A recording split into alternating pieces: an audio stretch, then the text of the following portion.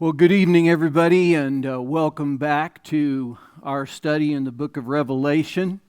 It's been almost, 2 months since we've been together, and boy, a lot's happened in the last 2 months, hasn't it? We had Thanksgiving and Christmas or Hanukkah, if you happen to be Jewish, New Year, COVID still, and armed insurrection at our Capitol. It's been a wild time, and of course today, inauguration.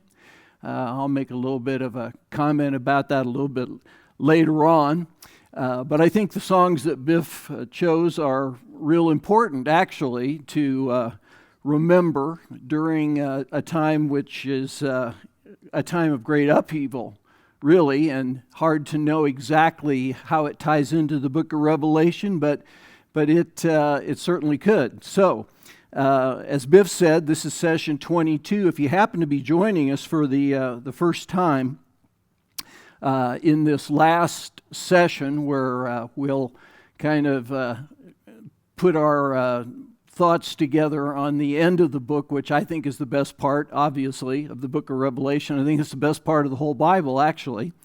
But if you're just joining us, all 21 sessions are available in video and audio, and you can get to those and access those through the Highline Community Church website or at bobbeltz.com. So, anyway, here's a question.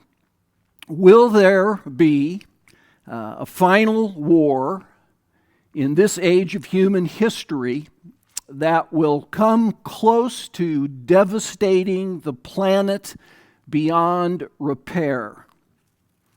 Will it be a physical war, perhaps nuclear, or will it take place at a spiritual level, or both? We think that the Bible refers to such a war, and obviously that's what we're going to look at tonight, because we're going to be studying the Battle of Armageddon. Let me give you just a quick review for those that are joining us new, just to remember where we've been and what brings us up to this point. John, we think the apostle, is on the island of Patmos around the end of the first century. He's a political prisoner there, refusing to worship the Roman Emperor Domitian. Tradition says he's working in the mines. And if it is the apostle John, he's quite old, 80s, perhaps even into his 90s, which was amazingly old in that day. I was reading recently, and this is hard to believe, but at the time of Christ, the average age in the Roman Empire was only 25 years. So if you lived to be 50, you were considered an extremely old person, and John would have been much older than that. We're told that it's a Sunday. The Lord's Day is what the text says, and we know that that was what Christians began to refer to Sunday because it was a day of resurrection. In that culture, it was actually like a Monday. And so when people came to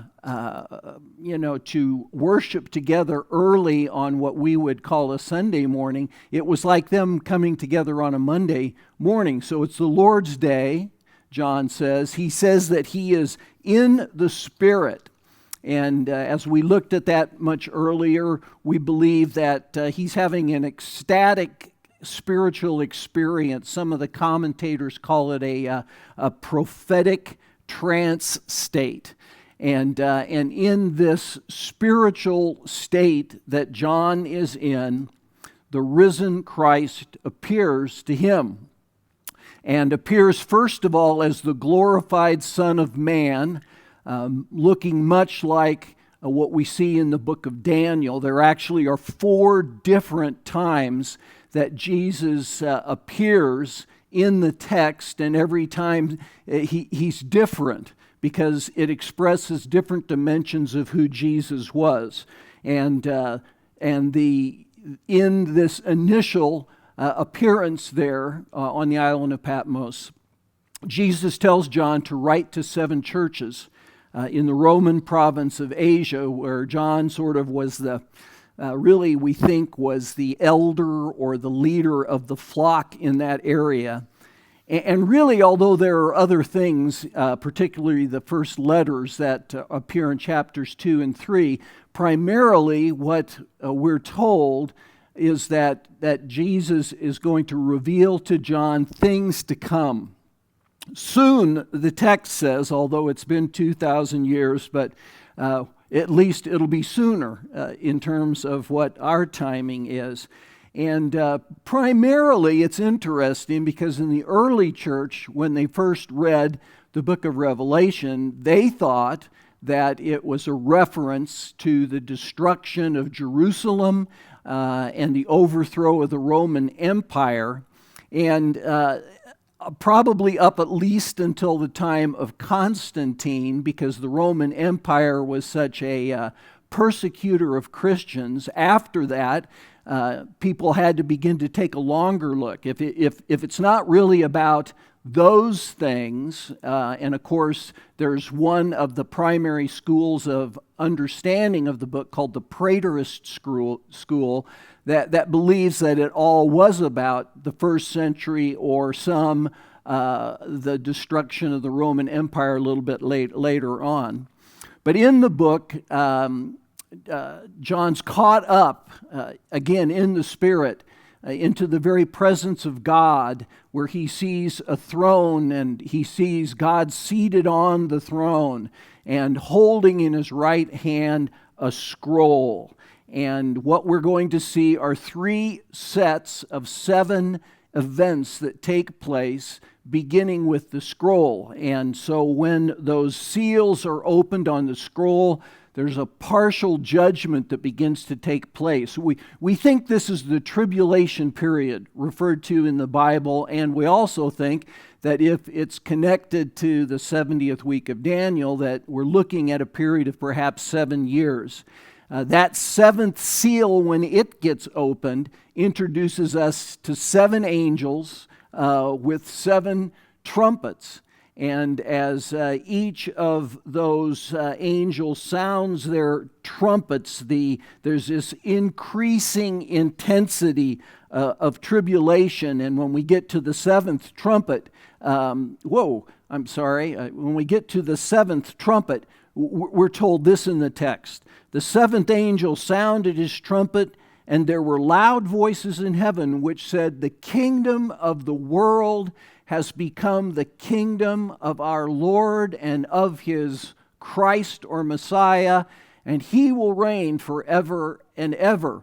And the reason that this statement is made with the 7th trumpet is because that 7th trumpet is then going to introduce 7 more angels that hold ceremonial bowls that in the book of Revelation symbolically we're told contain the final wrath of God, and it's with the outpouring of those bowls that the tribulation comes to an end, and this age as we know it comes to an end, and all things become new, which we'll be looking at in the coming weeks.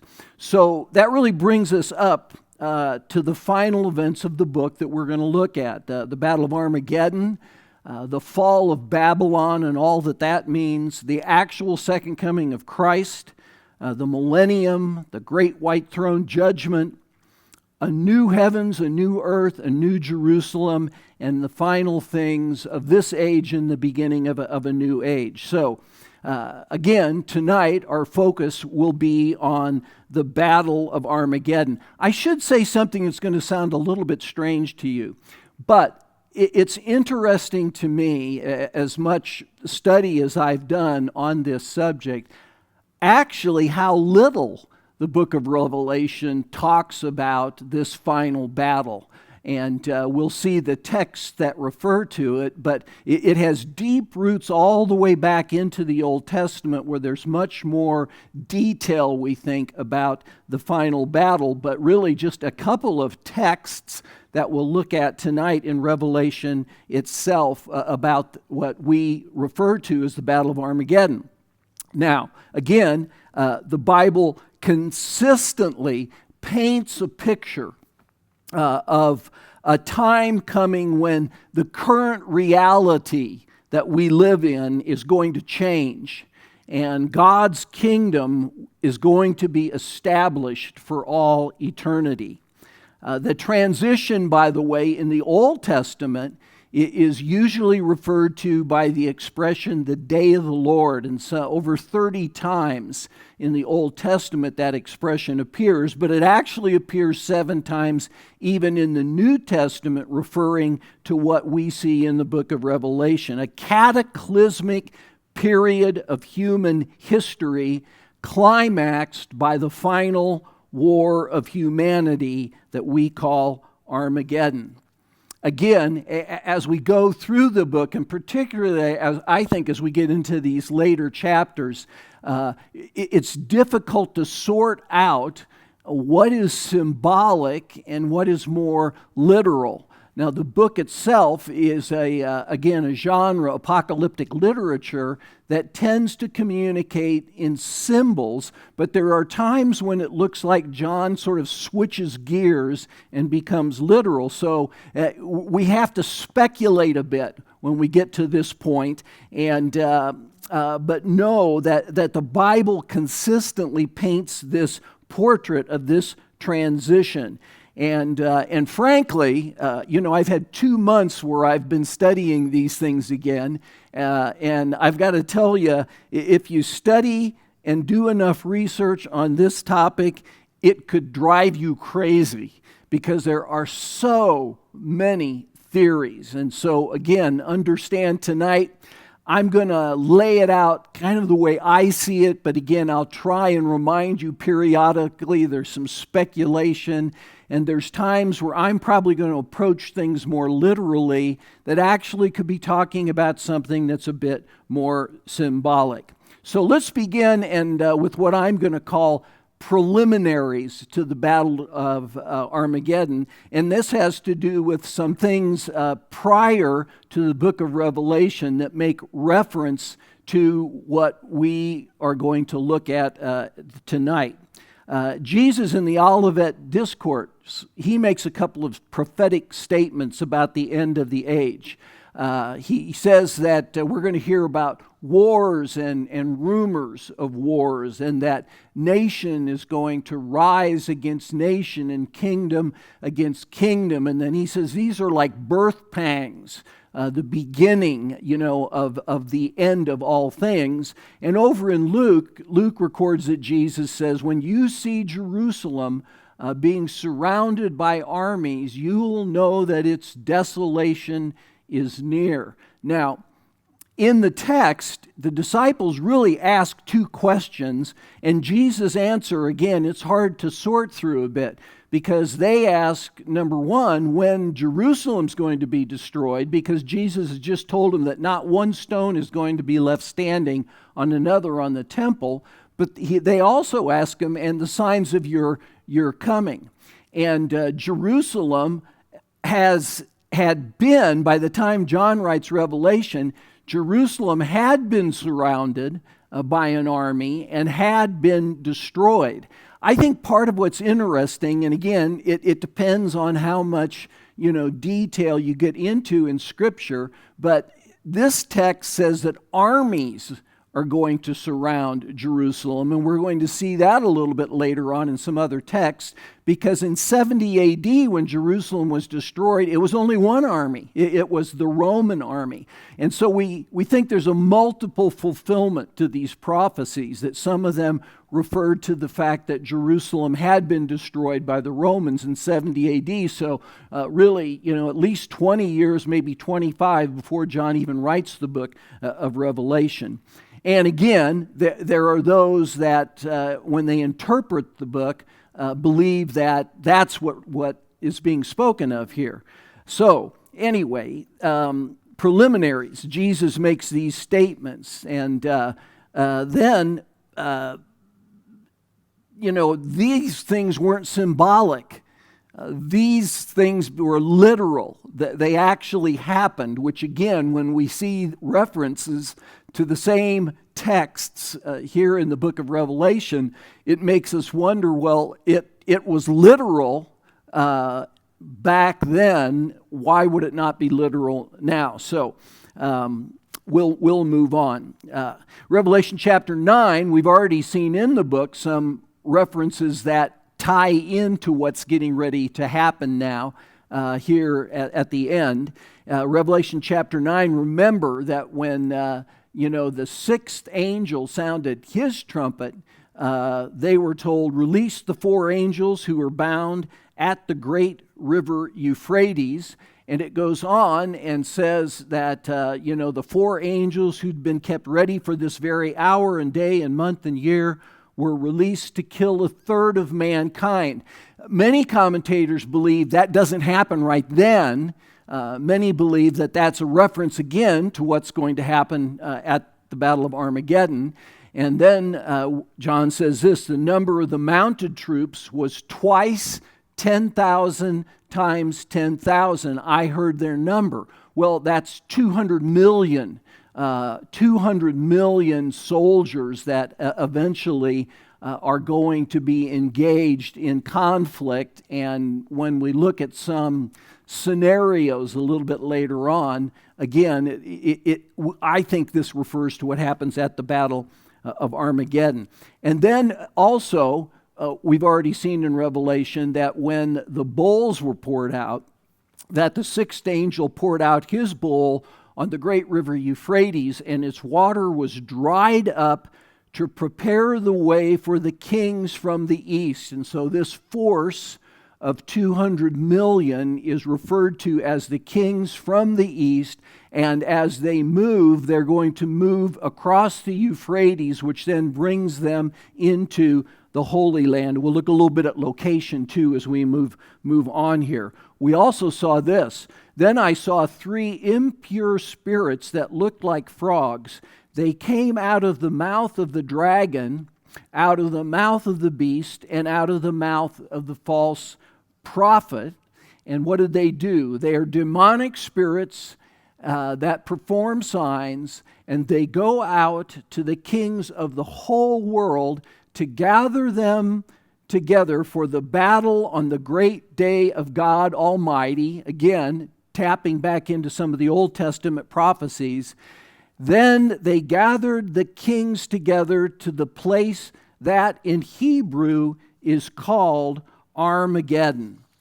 Now, Armageddon, the text, which is in Greek, tells us it comes from the Hebrew word. And in Hebrew, har, which is what the Hebrew would have said instead of ar, the H is silent in the Greek there, but har meant a mount or a mountain. And in Greek, Mageddon seems to be, we think, a transliteration of the Hebrew word Megiddo. And so when you put that together, Armageddon would mean the Mount of Megiddo. Now, the problem is, and let me show you where that is.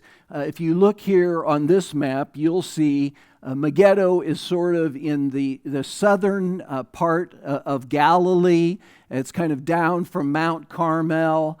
And the important thing about Megiddo, well, a couple of things. First of all, let me just say this. There's really not a mountain there.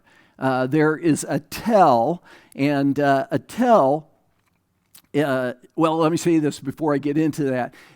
It overlooks a valley, a massive open valley that, again, many scholars believe that this is the place where the battle will take place. Historically, the Israelites had fought battles here, and not only them, but earlier than them, the Assyrians and the Egyptians. This had been a major place where major battles had taken place, and it's referred to by the use of a number of names. It's called the Valley of Jezreel. Sometimes it's referred to as the plain of Esdraelon. The Valley of Jehoshaphat shows up a couple of times. And in one particular place, it is called the Valley of Decision. And there's you can kind of see where that then is located. So it sits, and if you are at Megiddo, which, by the way, some scholars think that really it's a reference, and that rather than referring to the city of Megiddo, that it should be translated as the place of slaughter, which would tie in with Armageddon. But if in fact it is Megiddo, Megiddo, this is what Megiddo looks like today. I've been there several times. It's a tell, and which is just a hill, and the reason that it even exists as a hill is that there are 21 layers of civilization that have been built on top of each other, and what you see are the remains of that final level of civilization. This is a model of what the city would have looked like in the first century. It was a fortress city, but again, and the little cutout that you see there, you can actually walk a ramp when you go to visit, and as you walk down the ramp, it will show you these different levels of civilization, and that is one of the lower levels there. This was quite interesting when I was there. I was standing on the eastern side of the tell, just kind of looking out over that valley. And as I stood there, had this amazing experience where these two Israeli jet fighters just came screaming by and flying down that valley of Jezreel. And I couldn't help but think about, this biblical text that talks about that the place of this final battle would be here at overlooking the plains of Jezreel. Strategic spot, traditional understanding being that this is what the reference is to, although this is the only time in all of the Scripture where that word Armageddon actually appears. But again, we are going to approach it as if this is the place of massive battle, although ultimately, as the battle comes to a close, it's going to move south, and the final actual actions of the battle itself are going to take place around Jerusalem as troops surround Jerusalem. The topography is very interesting because, again, with a few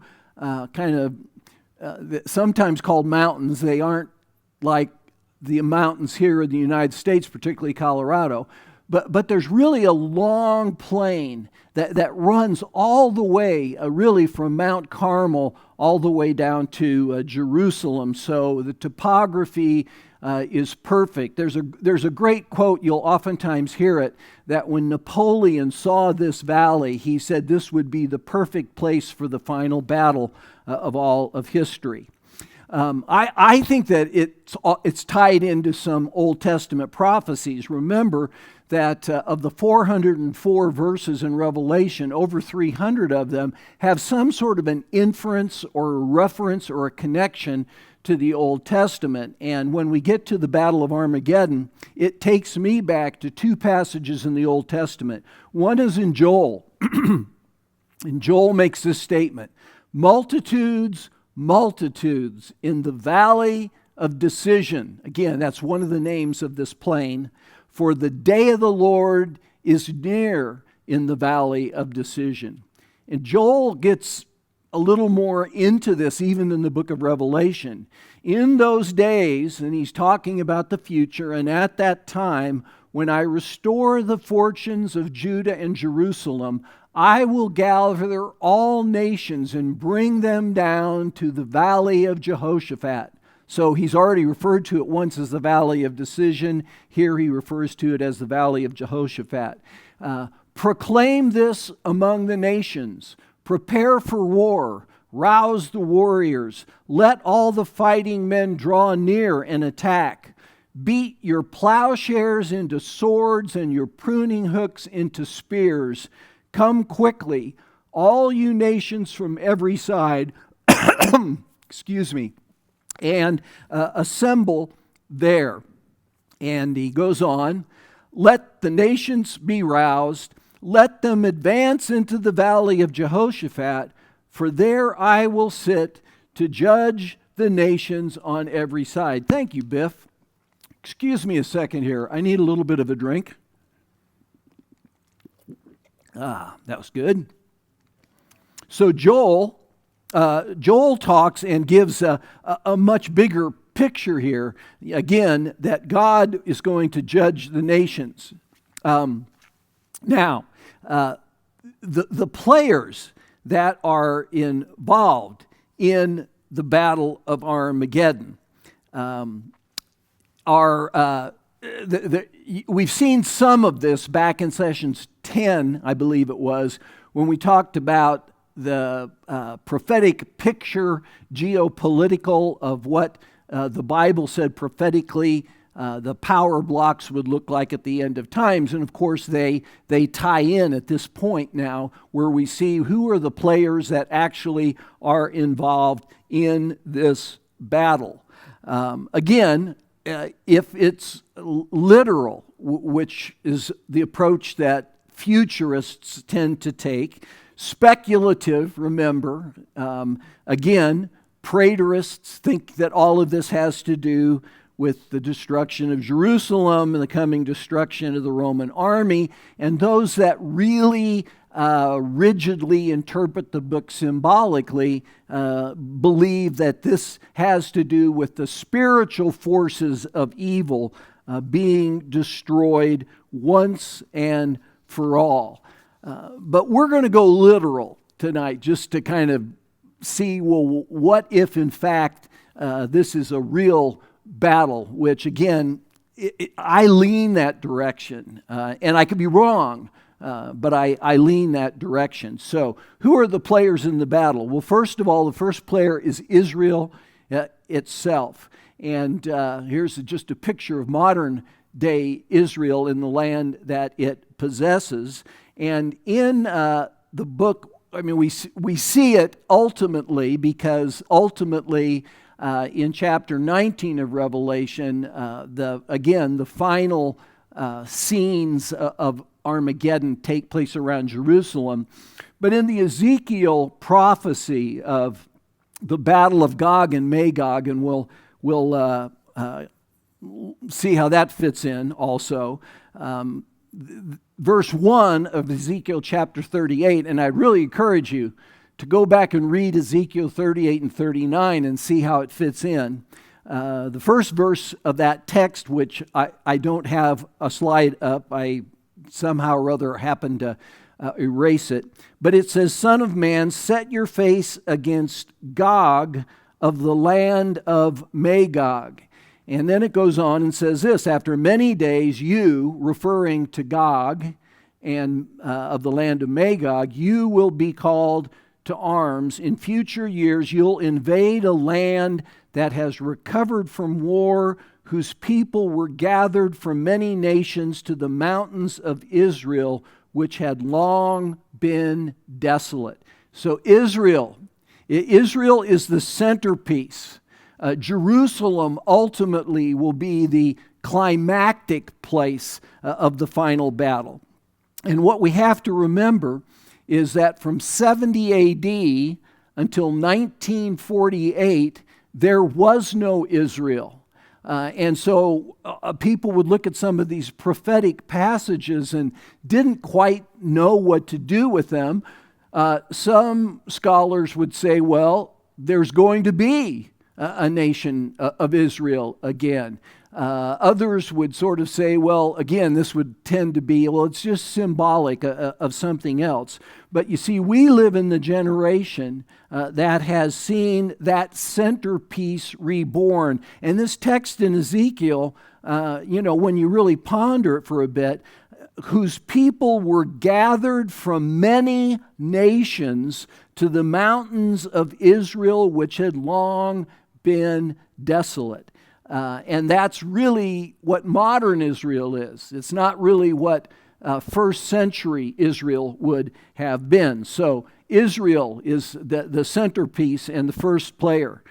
Second player that we've just referred to in the text in Ezekiel refers to Gog and Magog. And there's debate.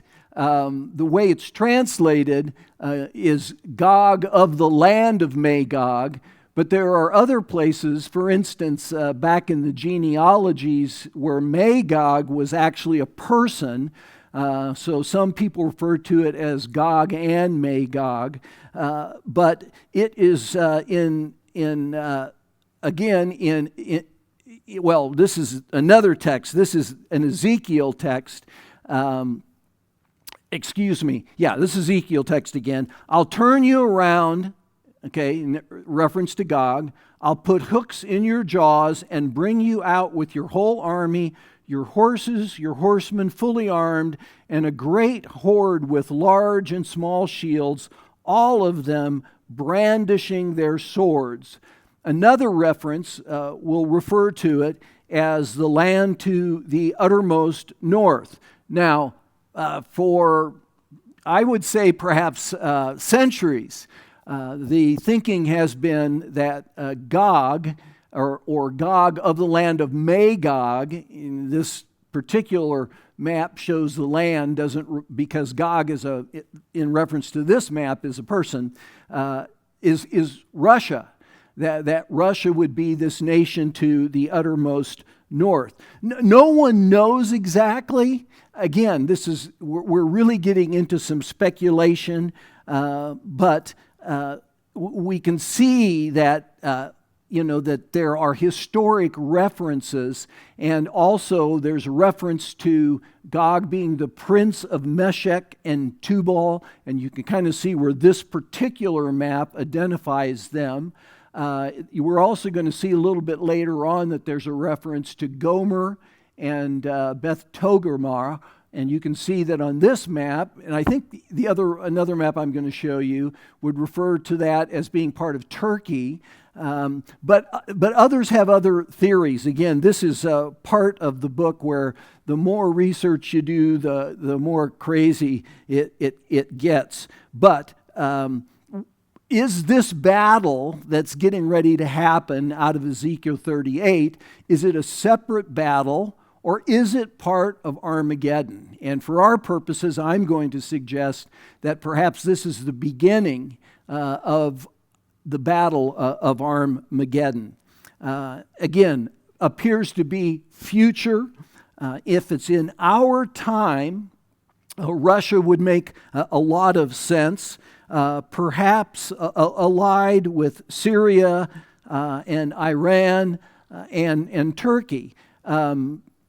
As I was going through this, I was just thinking, and in our day, someone asked me, would you try and connect it more with our own times? And I was thinking, if we live in the days when the Battle of Armageddon would take place, these will be key players in that whole scenario, because you have Putin in Russia, you have Assad in Syria, they're allied, and then you have Erdogan in Turkey, and more Turkey, which for many years has been an ally of the United States, and since the early 30s was made to be a secular state instead of a Islamic state, which it was when the Ottoman Turks occupied it.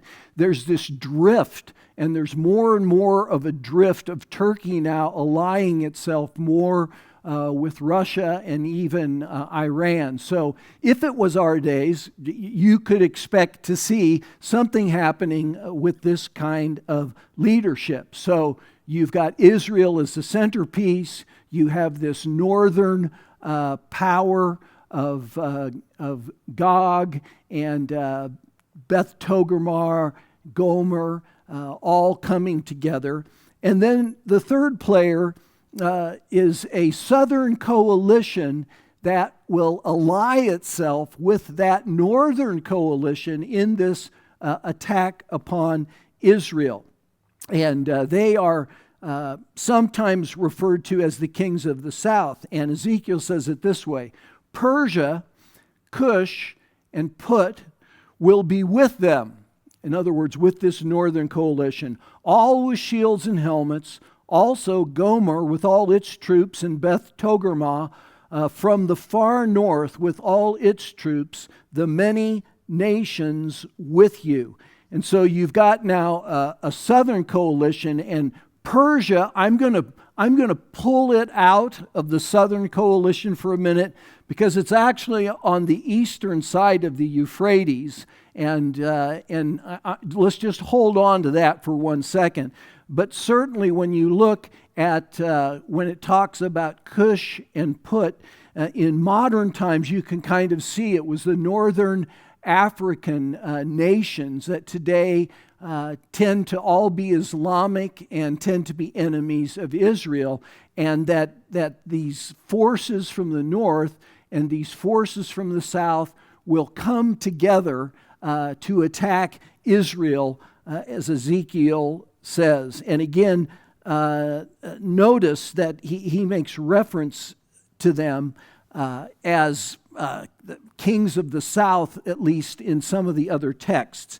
The fourth player in this whole scenario are called the kings of the east. And of course, that's how they're identified here in the book of Revelation. That sixth trumpet, when it sounds, it says, to release the angels at the great river Euphrates, and that they were released, and that this number of the mounted troops, how many troops there were. And then when you get into the 16th chapter and the river Euphrates is actually dried up, specifically we're told it's to prepare the way for the kings from the east. And so there's now an eastern coalition also that will cross the Euphrates of 200 million men. And there's a lot of options here as to what that can be. Many people for, again, quite some period of time have felt like perhaps that was China. But notice that kings is plural. So there's probably an alliance of more than one nation, and there's options here. And I actually have put Persia into this category simply because ancient Persia is modern-day Iran, which is, again, pledged to destroying Israel. And so if this was something that were to take place in our time, I'll show you who some of those leaders can be. In the early church, it was quite fascinating because the early church had this legend. And the legend was that the Roman Emperor Nero, who launched the first persecution against the Christians, you might remember, in 64 AD, the fire of Rome, which most historians believe that Nero himself started. There was so much anger about it that to divert attention from himself, he blamed the Christians for starting that fire in Rome, and the first empire-wide persecution of Christians broke out. And it was during this time where both Peter and Paul were put to death as leaders of the Christian movement. Well, in 68 AD, after Peter and Paul had been put to death, the Roman Senate decided to get rid of Nero. And the tradition is that they were on their way to assassinate him and that he committed suicide. But the legend grew up that actually he was still alive, and that what he had done was that, and it tied into this text in Revelation, that one of the heads of the beast seemed to have a fatal wound, but the fatal wound had been healed, and the whole world was filled with wonder and followed the beast. Some of the early church believed that Nero would be resurrected or had never really died, and was going to be, that he was actually going to be the Antichrist or the beast, and that he had actually gone over into an area called Parthia, which again was east of the Euphrates and encompassed modern Iraq and Iran, and that he was going to field an army and of 200 million men and come back, and he was the one that was going to attack. So that the early church had that legend. Also, it was his name, Caesar Nero, that translated numerically into the number 666. And so the mark of the beast was tied in with him also. And so that was a legend in the early church. But what if it's in our times? Again, Persia included in the text in Ezekiel, and a good chance that perhaps they're part of the kings of the East. And if that were so, if something were to happen in our time, these could be the players that are involved. The Chairman Xi of China, and President Husseini of Iran, and Ayatollah Khomeini of Iran. I probably should have put in President Modi of India also, because any of that region there, all of which seem to, at least hate Israel, and would make sense in terms of this massive army, again, speculatively, that would come into the Holy Land in the end days. And then the fifth player and final player would be the beast itself, this which would be the Antichrist, and the nations that then he brings together into a coalition. A lot of modern scholars refer to it as a revived Rome, and that ties into the Old Testament text in Daniel, where in Daniel, when the 70 weeks that Daniel is given to kind of tell everything that's coming in the future, and there are 490 years that are represented in that text, and they're broken down. Part of the text talks about the city of Jerusalem being restored. So 520 BC, the temple's rebuilt after its destruction by the Babylonians, but around 445 is when Nehemiah is sent back, and the walls of the city are rebuilt. That's exactly 49 years, 7 sevens in the text to get Jerusalem rebuilt. But then it talks about how many sevens till Messiah comes, and some have calculated that if you use the date, the years that are given there, that it would be around 30 to 32 AD that the Messiah would come, but that then the Messiah would be cut off or put to death. And so again, you've got Jesus coming, being put to death 30 AD, and that then the city itself would be destroyed, which took place in 70 AD. But the text then refers to the ruler who will come. The people that destroy the city, which were the Romans, are the people, and the ruler who will come, we believe, is a reference to Antichrist or the beast. And so somehow or other, the thinking is that Antichrist or the beast will somehow come out of either the geography or the culture of the old Roman Empire, and sometimes it's even referred to as a revived Rome, and that at the beginning of the tribulation period, and we've looked at this back when we talked about the seals, that part of what will trigger the final 7 years is that this person, the ruler who will come, the man of lawlessness, the beast, the Antichrist, or different ways he's referred to in Scripture, is going to enter into a covenant with Israel, which at the halfway point, 3.5 years into the final 7 years, will break that covenant, and we're going to see part of what that will look like as we move on here. It's interesting because, again, one of the questions that I'm asked frequently, talked a little bit about it back in session 10, is where is the United States in all of this? Of course, at the time that Revelation was written, no one had a clue, that part of the world, even existed as far as we know. Where is the United States in all of this? And it's speculative. Again, I've always felt like there's probably one of three options there.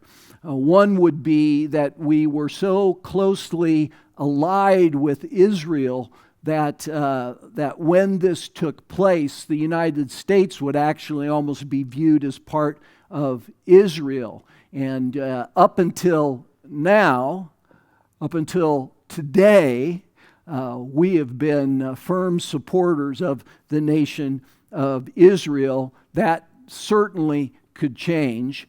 The other option is that perhaps we're simply part of the beast, because when you look at the roots of America, much of the roots of America come out of the culture, and certainly immigration out of the actual geography of the old Roman Empire. So perhaps we're just part of this coalition. And finally, one option is that we're gone. I know that's hard for us to hear, but this could happen at a point in the future where really our nation has disintegrated, which would be tragic, of course. And, as of today, if something were to happen in our time, the people that would be making the decisions for the United States involvement are the people that you see on the screen. Of course, that have been two of them inaugurated today. But if something happens to Joe Biden, then Kamala Harris becomes the president of the United States. If something were to happen to Kamala Harris, then Nancy Pelosi would become the president of the United States. And, I know for many of you, you feel like today is a disaster. Maybe for others of you, you rejoice about it. I don't know. But we'll just have to see what happens over the next several years in terms of how the leadership that has been voted in, what happens to our country under their leadership. So all of these potential people now become the players. What would the battle itself look like? And this, I'll just take a minute because it's speculative again. Let me give you one possible scenario here, because people kind of want to know. And in my book, I go into this a little bit too. But again, remember, if you're taking notes, write down speculative, please, because it could be completely different. But here's one possible scenario of how all of this could fit together. The first piece would be that Gog attacks Israel. So you've got this northern coalition coming out of perhaps Russia, heading down and attacking Israel, and that when Gog attacks Israel, then that southern coalition then joins in, and together you have this massive attack on Israel from the northern power and the southern Islamic coalition attacking. And the scriptures say in Ezekiel, and you can go back and read this, and actually in Zechariah also, that this coalition is going to be absolutely annihilated. Let me give you a couple of the texts. So it looks like this. Okay, this would be phase 1, the beginning of the campaign of Armageddon. And Gog gets wiped out. Ezekiel says it this way: I will summon a sword against Gog on all my mountains, declares the sovereign Lord, Every man's sword will be against his brother. I will execute judgment on him with plague and bloodshed. I will pour down torrents of rain, hailstones, burning sulfur on him and on his troops and the many nations with him. That God is going to, it's either something supernatural, or some literalists believe that we're looking at a nuclear exchange that just wipes out the North. But also, it goes on to say, and so I will show my greatness. It feels like something supernatural is going to happen, and my holiness. And I will make myself known in the sight of many nations. They will know that I am the Lord.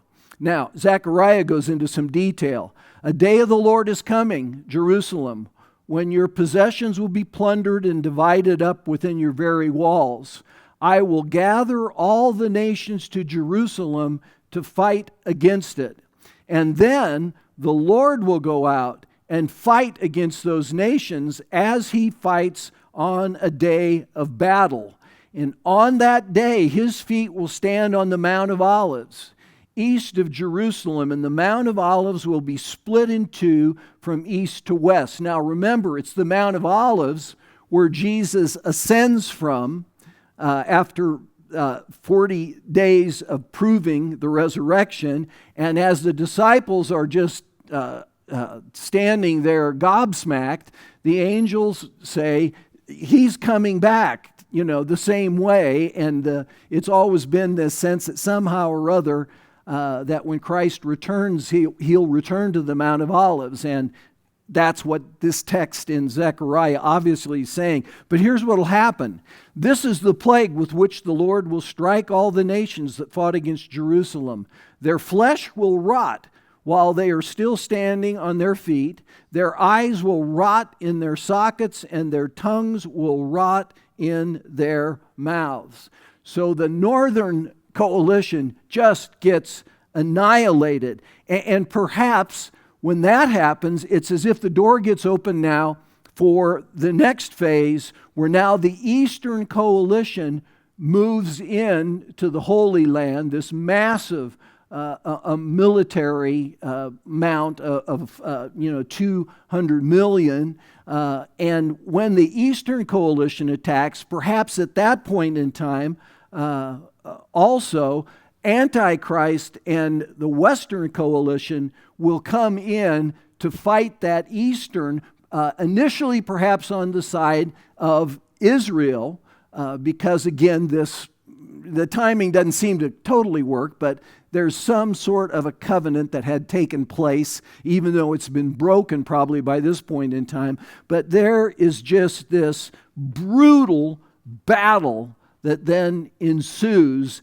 that and Antichrist and his coalition defeat the Eastern coalition. And it's really bloody. Revelation, and probably referring to this, says they were trampled in the winepress outside the city. Blood flowed out of the press, the winepress of God's wrath, rising as high as the horses' bridles for a distance of 1,600 stadia, which I believe is somewhere around 200 miles. And, you look at that and you think, that how is that even possible? Well, it's kind of interesting that a little bit later, 135, the Jews rebel again. You don't oftentimes hear about this. The Romans destroy Jerusalem.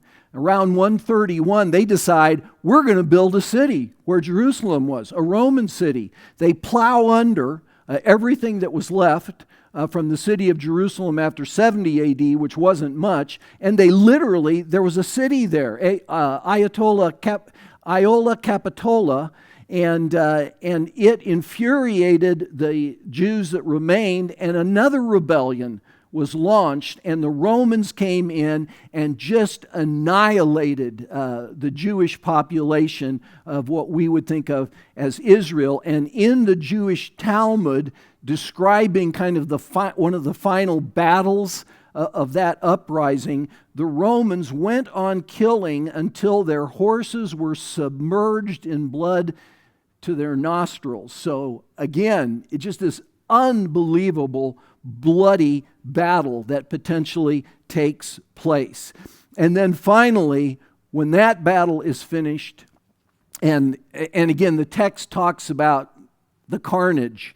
And I saw an angel standing in the sun who cried in a loud voice to all the birds flying in midair, "Come, gather together for the great supper of God, so that you may eat the flesh of kings, generals, and the mighty, of horses and their riders, and the flesh of all people, free and slave, great and small," which again would refer to just this mass of dead bodies filling this part. And then if Antichrist defeats the Eastern Coalition, at some point in time, the final piece of Armageddon takes place where Antichrist turns and heads toward Jerusalem.